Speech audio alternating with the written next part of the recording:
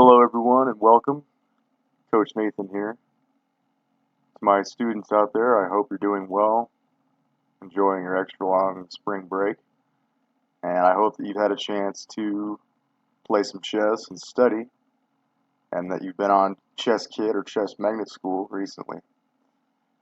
So today we're going to do a little lesson about pins. Some of you might recall that we briefly touched on pins in our last lesson, but I wanted to pick up with a little bit of review because we didn't really get a chance to go into as much depth as I would have liked to. So today we're going to learn pins, and I want to start off with allowing you guys to pause the video if you need to and find a move that wins material for white. Okay, so those of you that paused that might still be struggling, I want you to take a look at this knight and this king. So look at these two pieces and notice that they're in line with each other along a dark square diagonal. Now you should be thinking, what happens if I move my dark squared bishop to attack this knight? Well, now the knight is under attack. Black would obviously like to move this knight. Black would love to be able to get this knight out of the attack, of course. He doesn't want to lose this piece. But you'll see the computer won't let me. And you all should know the reason why the computer will not allow me to move this knight is because it's illegal. If I move this knight, the bishop is now checking the king.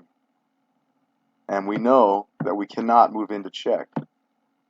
So, black is forced to make a move with the king that doesn't help his position. No matter what, black is just losing this knight. So a position like this should really jump out at you. I mean, when you see that there's an undefended piece in line with an enemy king or another piece, we should always be thinking pin. And we call this a pin because the knight is now pinned to the king. The knight cannot move. The knight is pinned. And then black is just going to move, and we're just going to win that piece. So just for fun, let's see what the computer does. So we move here, and the computer just moves the king, and we take the knight, excuse me. Let's go back to the analysis board. Okay, so here we have another position. Go ahead and find the winning move for white here. For those of you that paused and might still be struggling, again, let's take a look at black's pieces, and let's see if there's any way we can exploit two pieces being aligned with each other. So again, we have, in this case, we have a rook in line with the king along a dark square diagonal. And sure enough, we have a dark squared bishop that can attack that rook. And once again, the computer will not let me move this rook because that would be moving black into check. As the player with the black pieces, I cannot move this black rook because that would be moving into check, which is illegal. So once again, black is just forced to make a random move here, and we're free to just take this rook. Let's see what the computer does. We move here. Yep, black just moves the king, and we just snatch that rook. So I want you guys to learn a little bit of terminology here.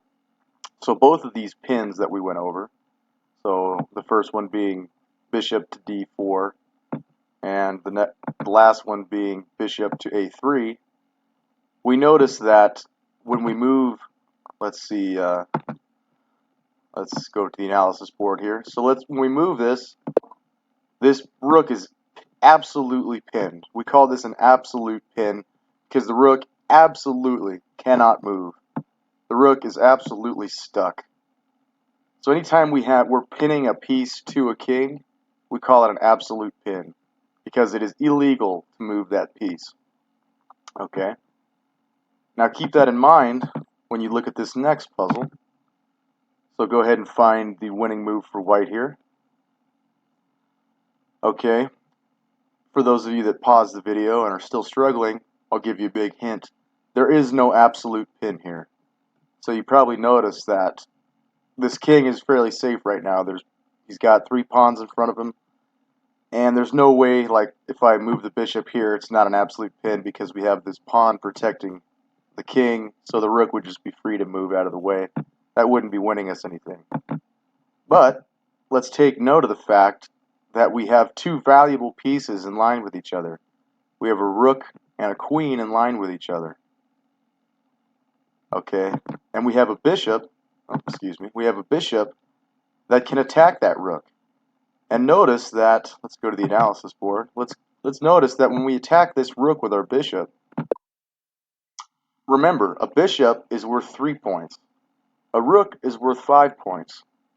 So black does not want to trade a rook for a bishop. Like black, if black just made a passing move, this would not be a good trade for black. Black would not be happy about giving up 5 points for 3 points, right?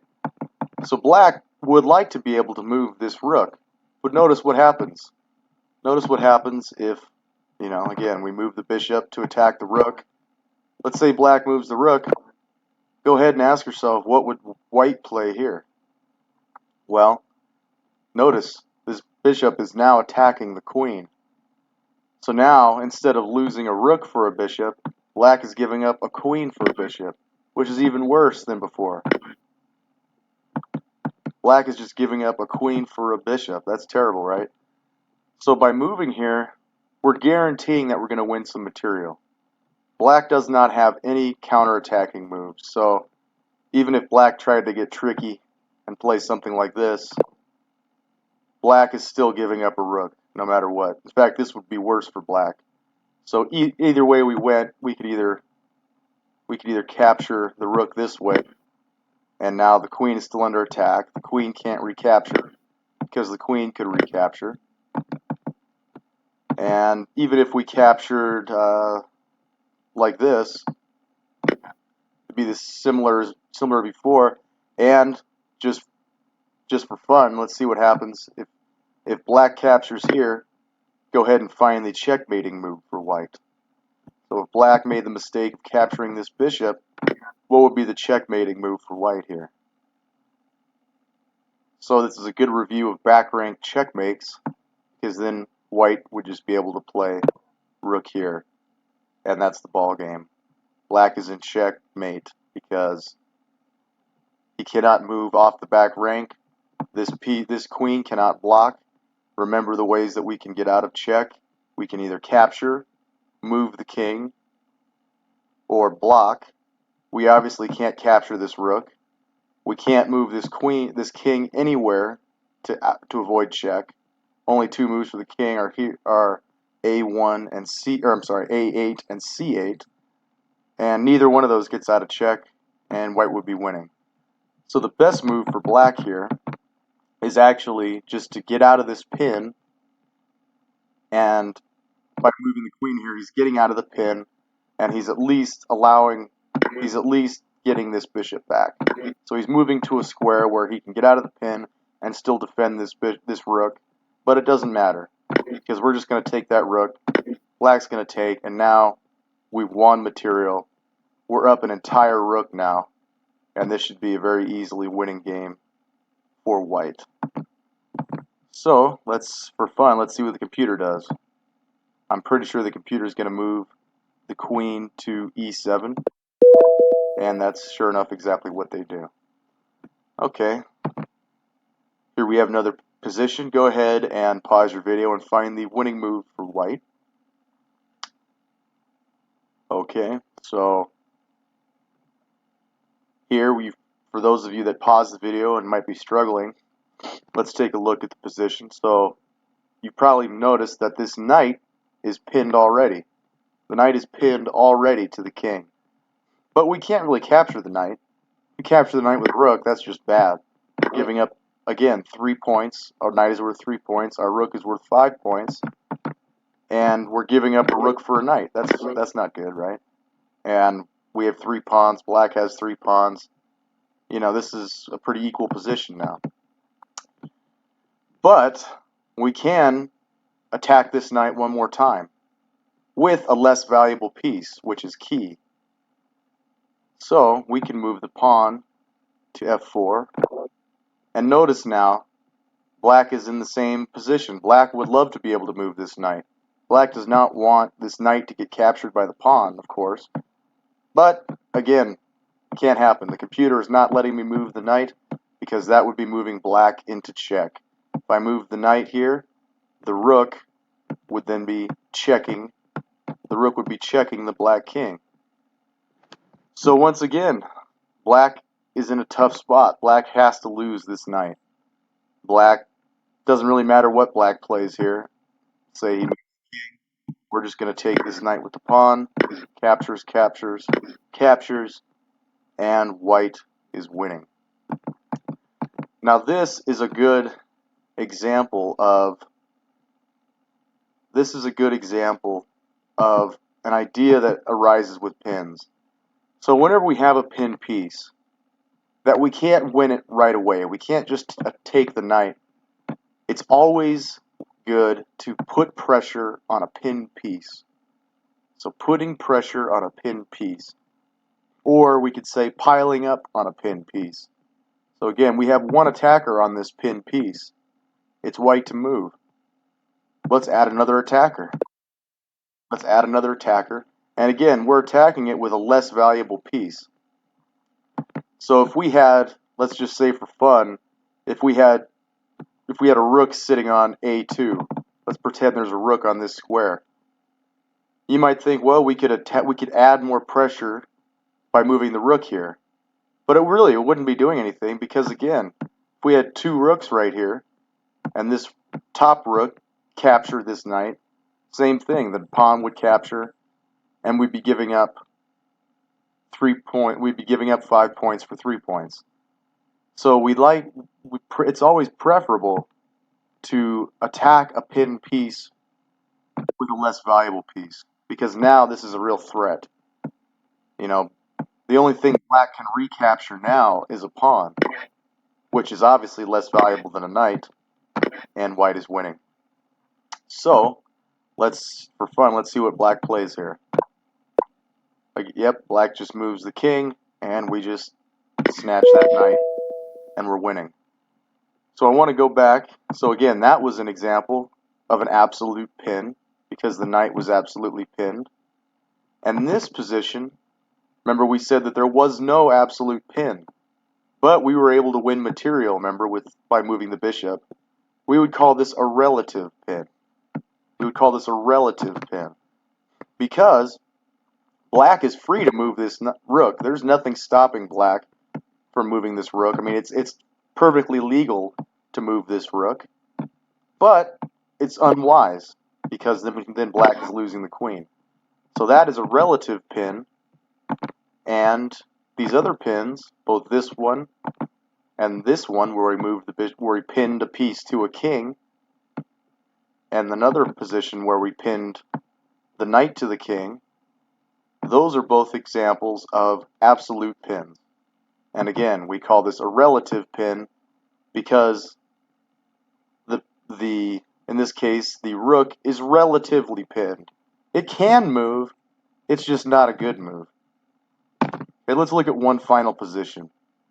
Go ahead and pause your video and try to find the winning move, or a move that wins material for white. For those of you that paused and still might be struggling, let's take a look at what our pieces are doing. That's what we need to do in any chess position. So we see that we have a bishop attacking a knight.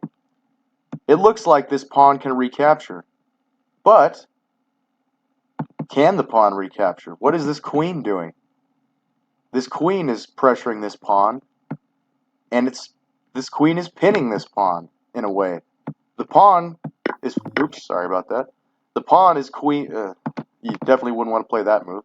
So the pawn is free to move, oh gosh. The pawn is free to move forward. The pawn is free to move forward, but it can't capture. If there was a piece here, it couldn't capture this way. And let's say if a bishop was here, let's go to the analysis board. If a bishop took this piece, can this pawn recapture? No. The pawn is not free to capture. And go ahead and ask yourself, what is white threatening now? If black plays a random move, what move could white play here? I'll give you a big hint for those that paused and are still struggling. White is threatening checkmate in 1. Okay, so if black did not respond accurately, if black played this random move with the pawn, white could deliver checkmate on g7. And we should know this mate. This is the queen and helper mate. We have a queen in the face of a king. We should know that that's always checkmate if the queen is protected. In this case, the queen is protected by the bishop. And there's no way to capture this queen. There's no piece around to capture this queen. And white is just winning. So again, it's always important to look at the pins that our pieces are creating. In this case, we won this knight, not because the knight was pinned, but because the pawn was pinned. Okay, the pawn was pinned, and we're just free to take it. So let's look at what the computer does. We capture the knight, and we notice the pawn just moved forward there. Let's go back to the analysis board. We notice the pawn just moved forward because that's the only move black has to avoid checkmate. And we can create threats now. Say we move the queen there. Now we're threatening to bring the queen forward to h6 and then deliver that same mate on g7. So black would be in a really tough position. I think the only move for black here would be to just move the pawn to buy himself some time. And then we're still threatening to come in here. And frankly, I don't see how black stops checkmate. So, again, I want you guys to come away with the idea that we should always be looking at the pins that our pieces are creating. In this case, we got to win material because this pawn was pinned. Okay, and if we go back in these more straightforward examples, we got to win this piece because it was in line with the black king. We got to win this knight because it was this rook because it was in line with the black king. We got to win this rook because it was in line with the black queen, and we had a less valuable piece to attack it with. Let's pretend that if this was a queen, if the queen was not here and the bishop was not here, and we just had a queen and bishop, if we moved the queen here, that wouldn't be a threat because capturing the rook with a queen would not be threatening anything. Black could just recapture with his queen. But we won material because the bishop is less valuable than the rook. We got to win this piece because the knight is in line with the king, and we were able to put pressure on it with the pawn, capture it. And we got to win this knight because this pawn was pinned and could not recapture. Okay, so those are the key puzzles I wanted you guys to see.